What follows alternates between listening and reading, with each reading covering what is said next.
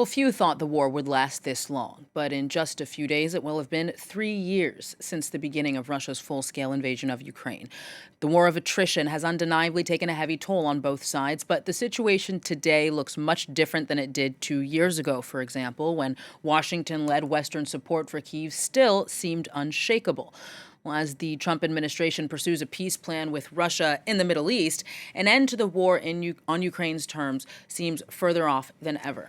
Well, Andrey Kurkov joins me now on the program. He's one of Ukraine's best-known writers. Last year, he published Our Daily War, a second volume of his war diaries documenting the daily realities of life under the Russian offensive, and it was just published in France as well. Andrey, thank you for joining us today. I want to start, if you will, on the artistic side of things. You are first and foremost a novelist, amongst Ukraine's most prolific, of course, but since the start of the full-scale invasion, you've been writing chronicles of daily life under the war. Why pivot to nonfiction, this almost journalistic style writing, instead of exploring it through fiction? Well, first of all, actually, there was a lack of knowledge about situation in Ukraine from the beginning of full-scale invasion. And I started commenting on the events and explaining in articles and essays for international media about what was happening then. And the same was done by many writers. Actually, frankly speaking, you cannot write fiction in the time when your houses and your cities are shelled with missiles and drones. For fiction, you need concentration. You need to be relaxed, to use your imagination. And when you have so many tragic real stories around you, you don't have an idea to invent another story or to work one story into a fiction. Now, you've, of course, stayed in Ukraine throughout. In February of 2023, you wrote, like a disease, war takes control of your behavior, your thoughts, even your feelings. War starts to think for you. It makes decisions for you. I quote, that was 2 years ago. How do you think this disease of war, as you describe it, has changed the way that you and Ukrainians at large think and make decisions today in 2025? Well, everything is the same, maybe even worse, because actually we all now different people. I changed a lot. I mean, I lost, for example, feeling of value of material items, world of property. I have a feeling that my house and my apartment do not belong to me anymore. They belong to the war, and it will be war who decides whether they will be damaged, destroyed, or they will remain intact. You don't sleep if you live in a big city, because every night you have several bomb alerts, and every time you go to check what is the reason for these alerts. If it is drones, you go to the corridor. If it is missiles, ballistic or cruise missiles, you probably go to the shelter or to the metro station if you have a metro nearby. So, I mean, logistics is different. Every travel for me from any town, any city in Europe from Kyiv lasts 2 days, because we don't have aviation for 3 years now. So every small detail of the life is now different than before 24th of February 2022. Andrey, culture has, of course, been a constant theme in this war. You also cover this in your war diaries, writing in Our Daily War that Pushkinists has become a pejorative term for defenders of Russian culture in Ukraine. Has the war completely obliterated any cultural exchange between Russians and Ukrainians? And if so, do you see this as a positive development?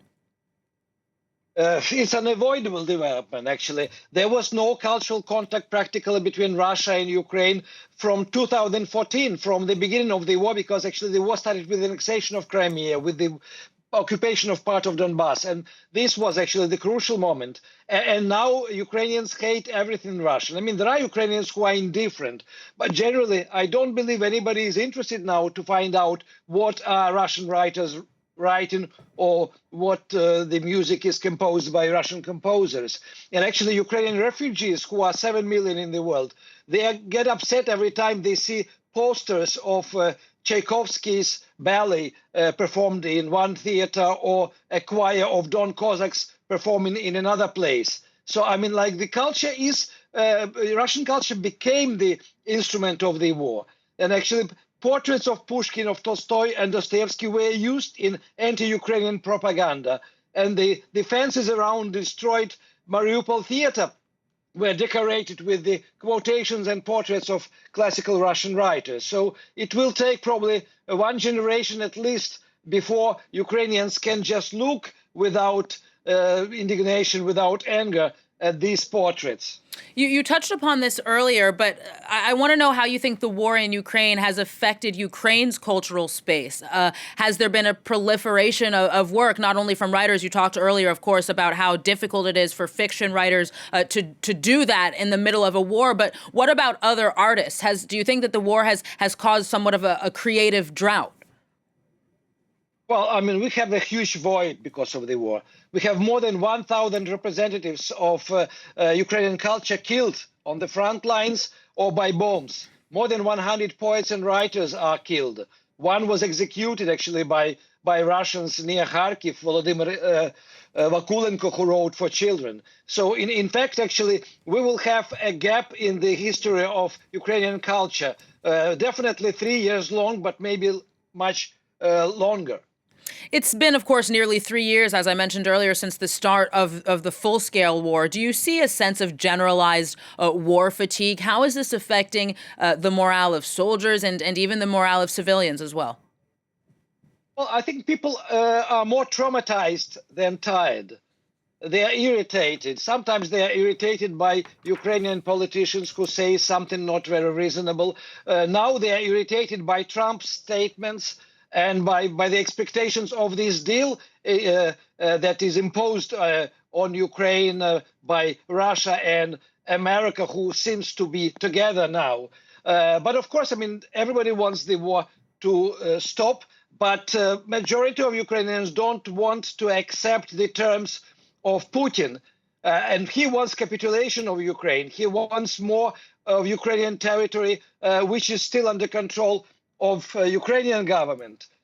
He wants lots of things which are unacceptable for Ukraine.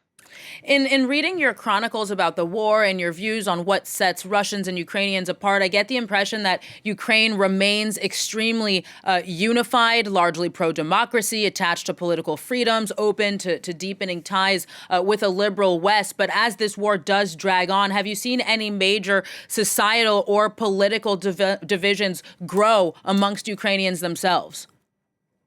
I wouldn't say there are divisions. I mean, we have just 3 Ukraines now. We have Ukraine of refugees abroad, 7 million. We have Ukraine of displaced people who are also not very happy because they have to integrate into new traditions, new regions of Ukraine. Sometimes they are at odds with local people. They don't know what will happen to them in the future. And we have Ukrainians who are still living in their apartments and houses, like myself, who are much more, I would say, openly patriotic and who hope that Ukraine will defend its sovereignty, its independence. So I mean, there are no divisions, and there are no political divisions because actually there is almost no political activity in the time of the war. We know that we cannot have elections when you have 7 million voters abroad, 6 million living not where they are registered, and 1 million of soldiers and officers on the front line. I mean, the soldiers are actually more adamant about the situation than the civilians who live far away from the front line. And the soldiers and officers, I mean, they're commenting on YouTube, in Telegram channels, that they don't believe there will be any deal and that they are ready to fight on.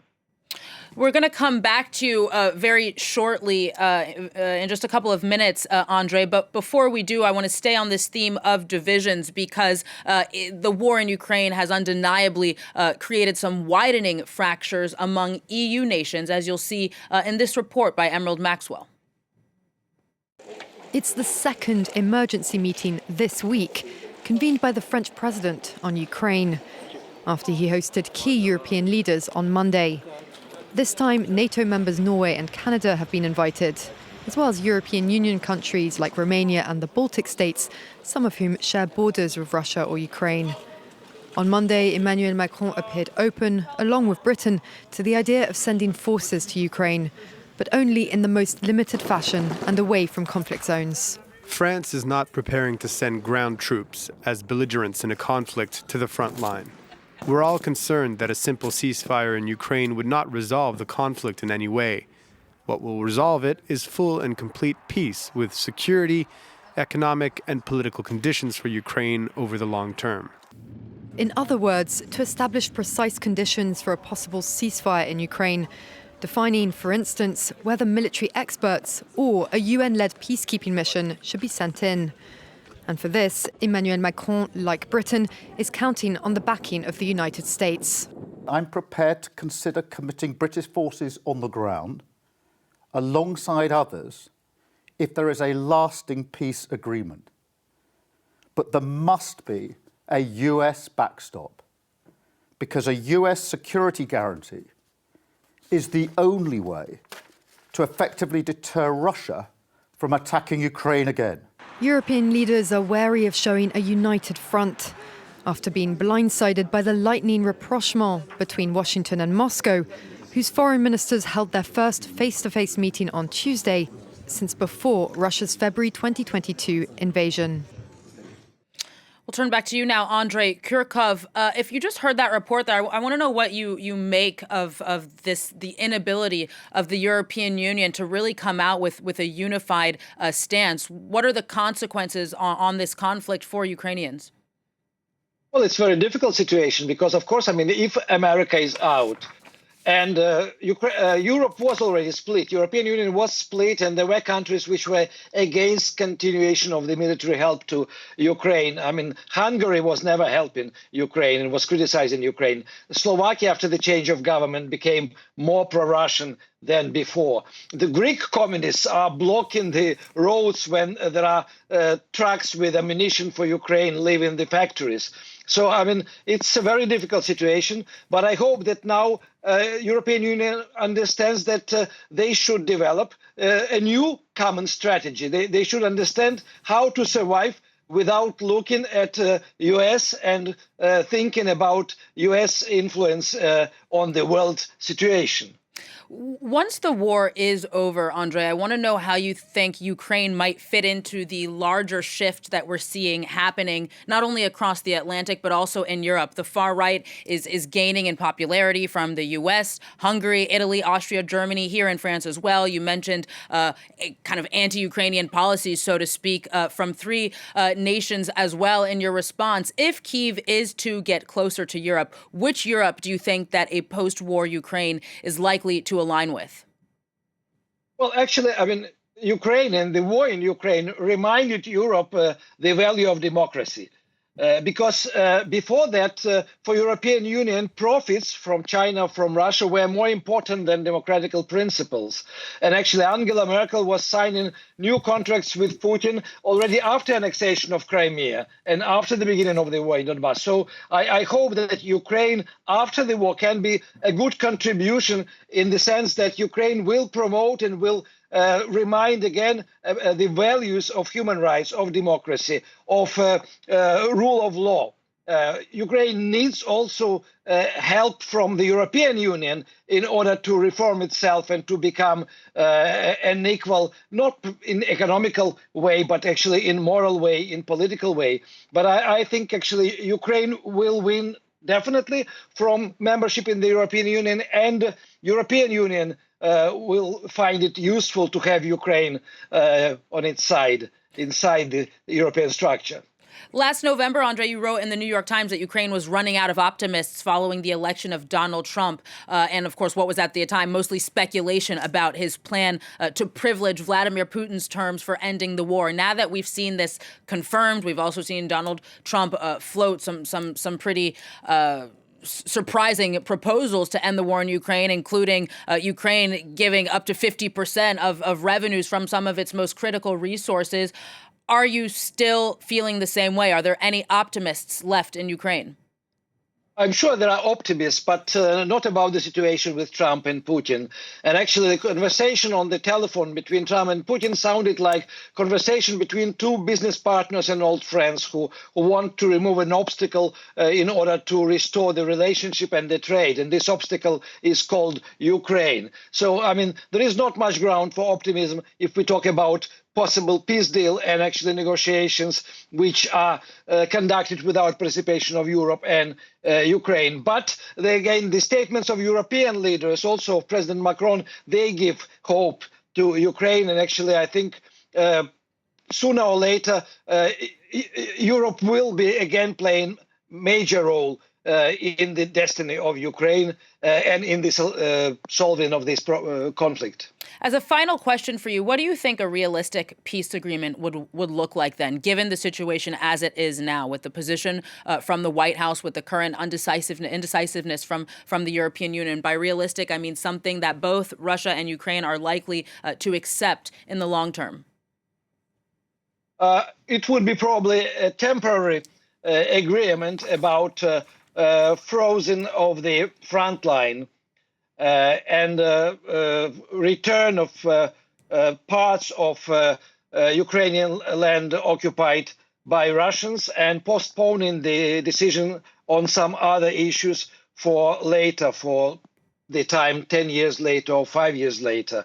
And then actually the process of long and painful negotiations would need to start. But first of all, of course, we need ceasefire and the beginning of the diplomatic process. Andrey Kurkov, thank you so very much for all of your time and